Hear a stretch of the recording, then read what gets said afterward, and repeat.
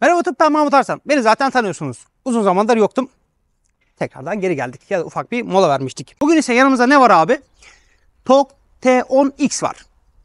Hani biliyorum, videoyu çekmek için belki biraz geç kaldım. Çoğu YouTuber ya da influencer falan filan onlar videosunu çekti. Ama bize bugüne nasip oldu. Biliyorsunuz hani yerli üretim bir araç. Herkesin tartışma konusu, yok işte bir kısmı yerli, bir kısmı yabancı, yok işte yurt dışından ithal geliyormuş.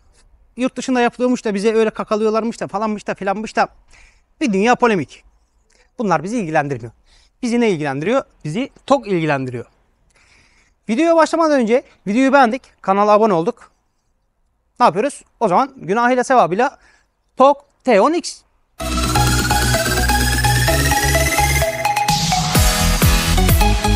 Arkadaşlar TOG, biraz önce de girişte söylediğim gibi, bildiğiniz gibi ilk yerli üretim aracımız. Hani aslında ilk yerli aracımız değil ama ilk seri olarak üretilen yerli aracımız TOG. Hani çok siyasi malzeme haline getirmeye gerek yok diye düşünüyorum. Sonuçta o parti bu parti olayı değil. Bugünkü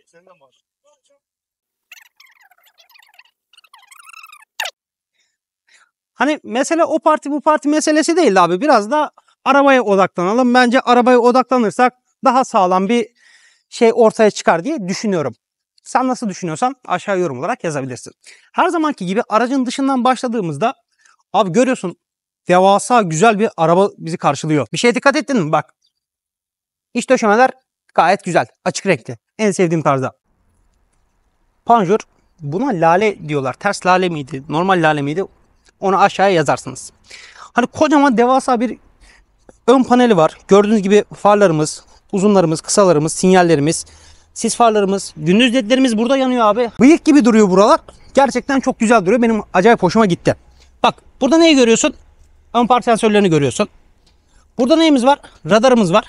Hani burayı güzel yapmışlar. Burası aynı zamanda radar. Bilginiz olsun. Plakamızı görüyorsunuz. Plakalık. Altında güzel gri renkte bir difüzörümüz var. Aracımız, biraz önce girişte söylemeyi unutmuştum, gemlik mavisi arkadaşlar. Bilginiz olsun. Burada da ön kameramız var. TOG amblemimiz burada. Hani buralar plastik zaten. Burası kaput, metal, olmazsa olmaz. Aracımızın üstünde ne görüyoruz? Cam tavanımız var. Cam tavan açılmıyor mu abi? Bilgin olsun. Perdesini falan hepsini içeriden ayarlıyorsun. Bak çok güzel bagaj portları gözüküyor ama süs. Aracın şöyle yan tarafına doğru geldiğimizde bak burada yanında da park sensörünü görüyorsun. Aracı boydan boya kaplayan dodiklerimiz mevcut abi. Neden? Çünkü bu araba bir SUV. Jantlarımız mükemmel. Hani gerçekten ilk çıktığı zamanda da bayılmıştım. Alüminyum alışımlı jantlar. Bak buraya biraz yaklaşır mısın Yiğit'ciğim?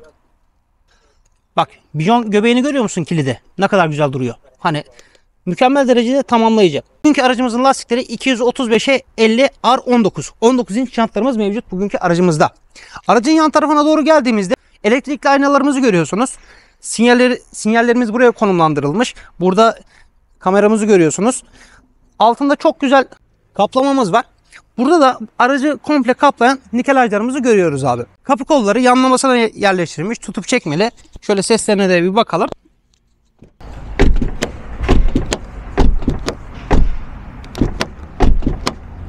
Bu şekilde.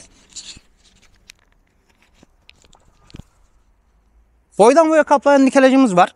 Arka camlarımız tabii ki de renkli, olmazsa olmaz. Aracın arkasına inip binmek de gayet rahat. Hani arkadan itişli bir araç olmasına nazaran herhangi bir şaft tüneli bağlantısı gözükmüyor. Bu da acayip bir konfor sağlıyor bak.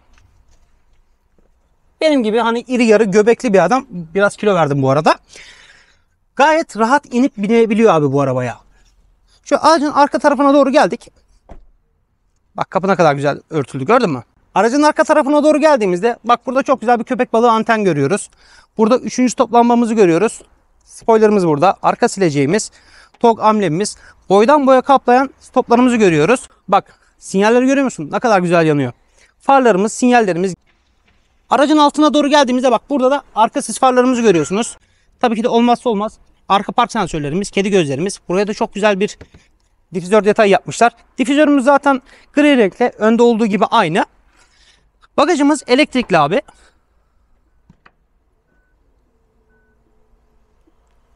Kocaman devasa bir bagaj hacmi de var bugünkü aracımızda. Burayı böyle kapattık. Aracın sağ tarafına doğru geldiğimizde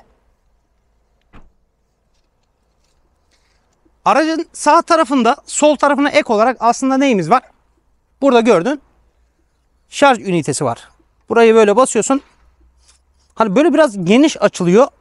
Ama böyle bir ünitesi var. Burayı da böyle kapattık. Hala videoyu beğenip abone olmadın mı yoksa? Bence de oldun. Videoyu benim kanala abone olduğunu düşünerekten ne yapıyorum? Ben de aracın içine geçiyorum. TOGG'un kapısını açtık. İçine doğru geldiğimizde bak. Buralar gayet yumuşak. Gayet güzel. Burada sert bir kaplamamız var. Burada bir parçamız var. Bu da sert. Açma kolumuz burada. Bak buralarda ne kadar güzel böyle dikişli falan filan. Açık renkli olması zaten benim acayip hoşuma gitti. Buralar biraz sert tabii ki de. 4 cam otomatiğimiz var. Olmazsa olmazımız. Kapı kilidimiz burada. Burada da arka cam kilidimiz mevcut. Gördüğün gibi. Böyle aracın içine doğru geçtik. Bak. Yatayı görüyor musun abi? TOGG. Gayet güzel. Koltuğumuz gördüğün gibi elektrikli fonksiyonlu bir koltuğu var. Bugünkü aracımızın koltuğu soğutmalı değil, sadece ısıtmalı, bilgin olsun. Direksiyonumuzun alçaklık, yükseklik ve derinlik ayarı mevcut. Manuel de olsa gayet güzel. Hani burada sinyalimiz mevcut. Aynı zamanda silecek ayarımız da bu kolda. Silecek ayarını buradan ayarlıyorsunuz. Kornamız bu şekilde. Bak buraları görüyor musun? Çok güzel kaplaması var. Dikişleri falan filan gayet güzel. Benim acayip hoşuma gitti. Mesela üst taraf da gayet yumuşak. Burada neyimizi görüyoruz? Tabii ki de olmazsa olmaz bizi izleyen radarımız mevcut. Sonuçta hani baygın mısınız vesaire mi? Hepsini buradan takip ediyor. Anlık olarak sizi çekiyor. Direksiyonda kalmıştık. Direksiyonun fonksiyonel tuşları var. Bunlar bazı kısımları dokunmatik, bazı kısımları tuşlu. Nedir abi? Şöyle aracı başlatacak olursak böyle biraz can sıkıcı sesleri var ama yeni nesil arabaların hepsinde var bu. Bunu yeni nesil arabaların hiçbirine sevmiyorum. Çok sesli çalışıyorlar. Yani devamlı bir uyarı halindeler. Bugünkü aracımız 18.668 kilometrede. Buradaki tuşlar demiştim hem dokunmatik hem ellemeli, yani basmalı böyle. Nedir abi? Bak buradaki tuştan yaklaş istersen böyle geçeceğim. Güncel sürüş bilgileriniz, şarj durumunuz, hani seyahatiniz vesaire gibi seçenekleri seçiyorsunuz. Bunlara basarken bu arada direksiyon titriyor abi, bilginiz olsun. Bak burada sesli komut özelliğimiz var. Merhaba. Sanırım sesimizi beğenmedi. Dur bakın deneyelim bir de. Selamun aleyküm. Müslüman değil galiba. Müslüman değil bu. Aynen. Hristiyanlar ne diyor? Amen o. Bilmiyorum, Illuminati Patrick de olabilir abi. Olabilir mi? Bilmiyorum. Yok oğlum, yerli araba lan. İlluminati olmaz bu. Abi merhabaya da cevap vermiyor. Türk olmayabilir. Türk değil mi diyorsun? Türktür ya oğlum. Bizi şeye sokma şimdi. Şafak operasyonu öyle almasınlar Yiğit. Pencereleri aç. Sanırım beni beğenmedi. Sesimi beğenmedi. Ya da basılı tutarak mı konuşacaksın? Deneyelim bakın. Pencereleri aç. Pencereleri aç. Yine bir selam moduna geçelim abi. Merhaba. Beni iplemiyor bu. Bu beni tanımıyor. Benimkiler beni tanımıyor. Niye gelmesinler? Bunlar beni tanımıyor. Benimki beni Diyorsun ki tanıyorlar. 50 senedir çobanım diyorsun. Benimki beni tanıyorlar. Burada ses sistemimiz var. Mesela bak bu dokunmatik. Herkesin biri arıyor beni. Musto gel diyor, yandım cane. Gel söndür beni. Gibi. Nedir abi? Bu şuradaki tuştan ise şurada görmüş olduğunuz sürüş asistanları, lastik basıncı, son aramalar, işte medya ayarları vesaire gibi işlemleri gerçekleştirebiliyorsunuz. Hafiften böyle bir titreşim veriyor direksiyona, bilginiz olsun. Burada da hız sabitleyici ayarları var.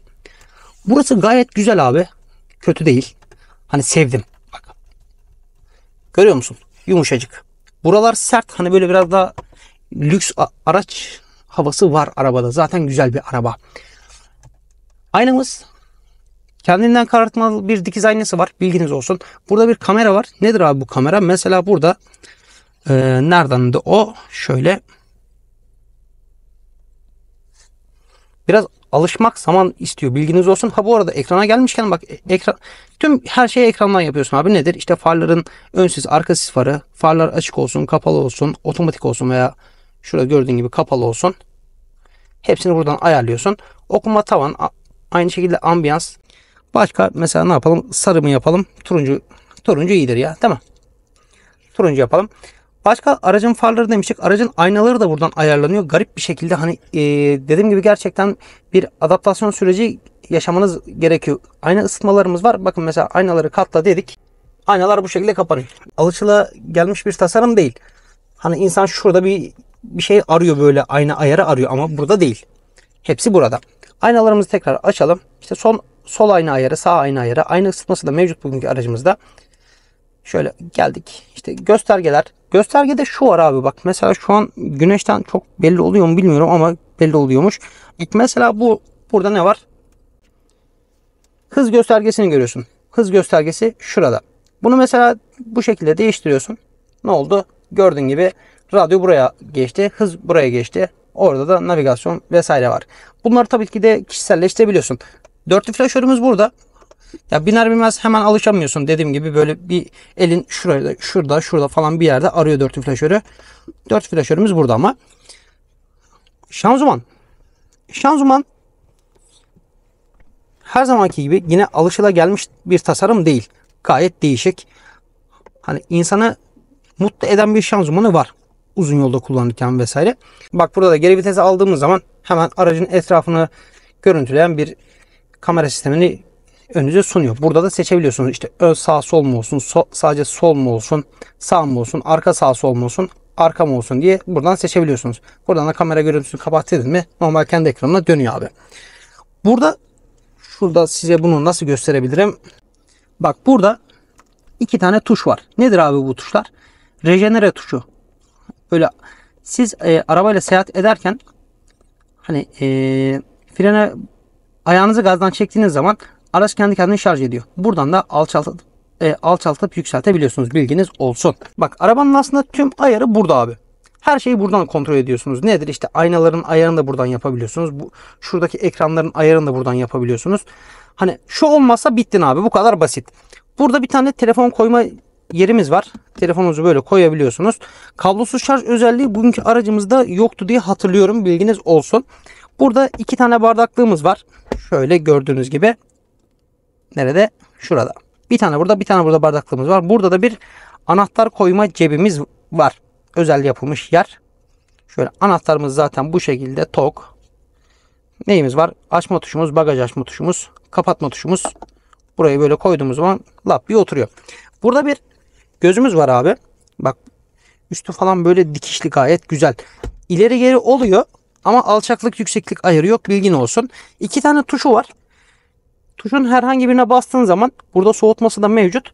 Burada da yeni nesil iki tane USB girişimiz mevcut. Hani çok büyük bir göz değil ama bilgin olsun. Tuşların ikisine birden bastığın zaman ise bunu serbest bırakıyor. Bunu serbest bırakıyor. Bunda da işte bu şekilde telefonunuzu vesaire eşyalarınızı buraya saklayabilirsiniz. Sayın takipçilerim. Söylemeyi unutmadan burada elektrikli bir el frenimiz mevcut. Elektrikli park freni ya da artık sen ne diyorsan. Aracın son üstüne doğru geçtiğimiz zaman şöyle baktık.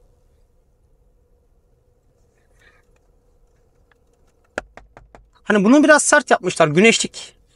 Ondan sonra burada gördüğün gibi aydınlatmalı aynamız mevcut. Kapaklı. Burayı böyle kapattık. Ruhsat saklama cebimiz burada.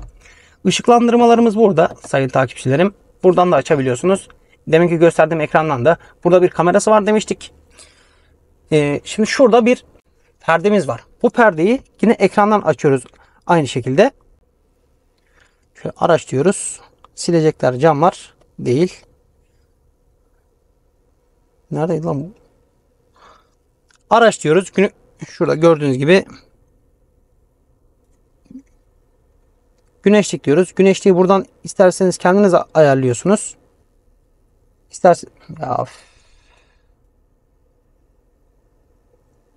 İsterseniz böyle kendiniz ayarlıyorsunuz. İsterseniz komple açıklayabiliyorsunuz. İsterseniz komple kapatabiliyorsunuz. Bakın şu an otomatikman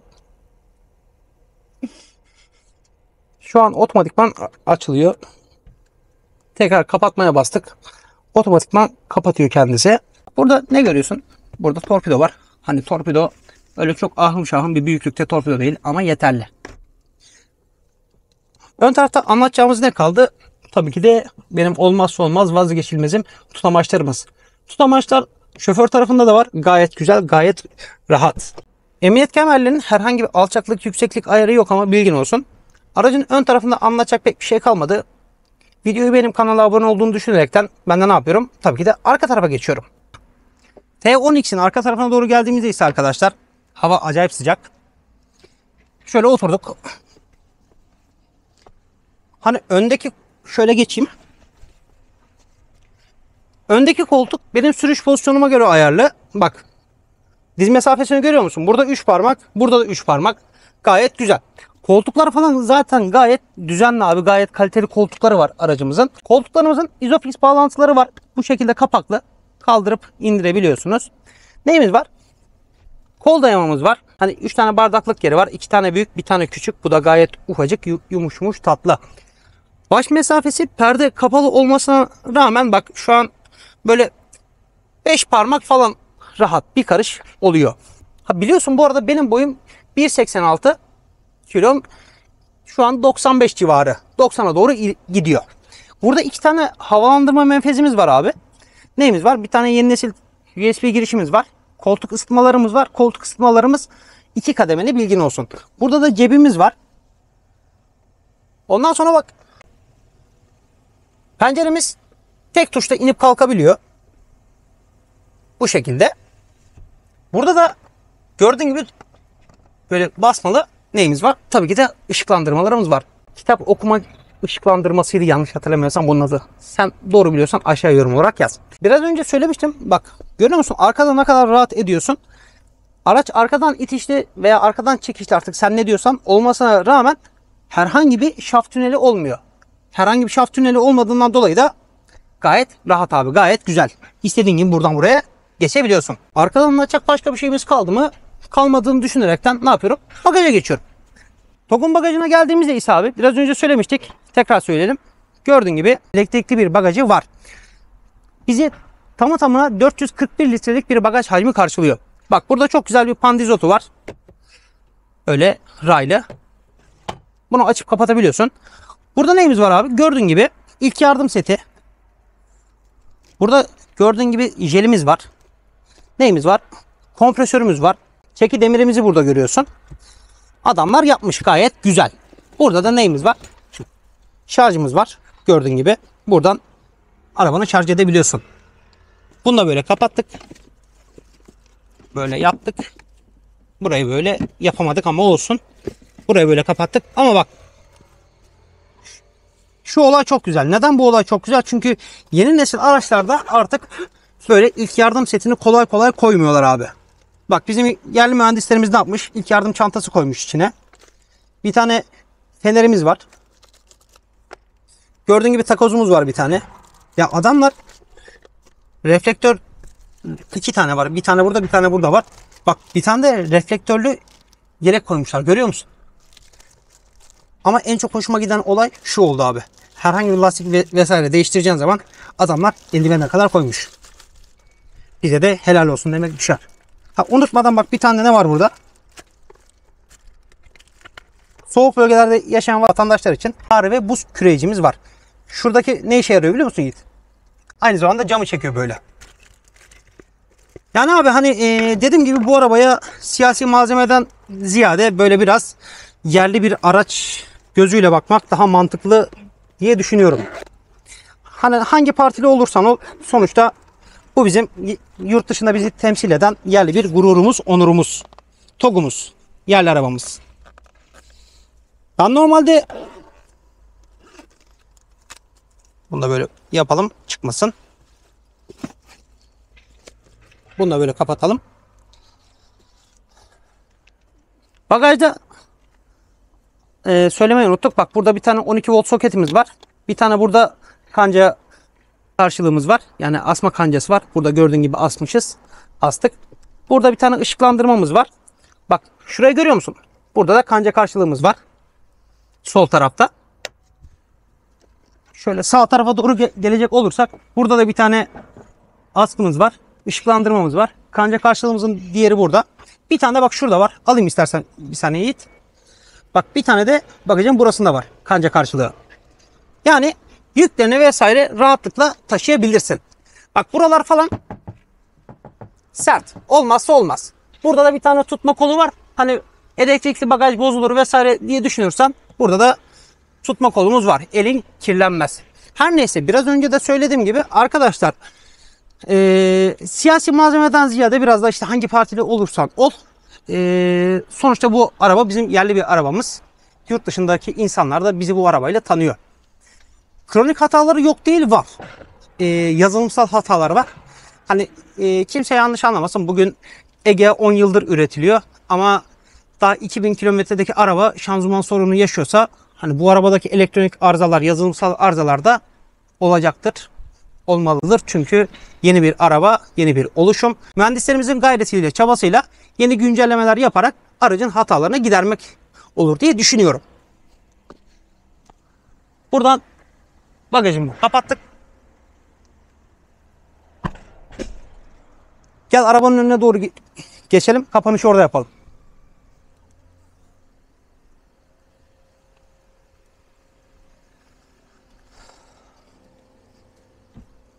Arkadaşlar bugün elimden geldiğince, dilim döndüğünce sizlere TOG T10X anlatmaya çalıştım. Buraya kadar geldiyseniz, videoyu beğenip kanala abone olduysanız, beni dinlediyseniz, dinlediğiniz için teşekkür ediyorum. Yaklaşık 1,5-2 aydır falan video atamıyordum.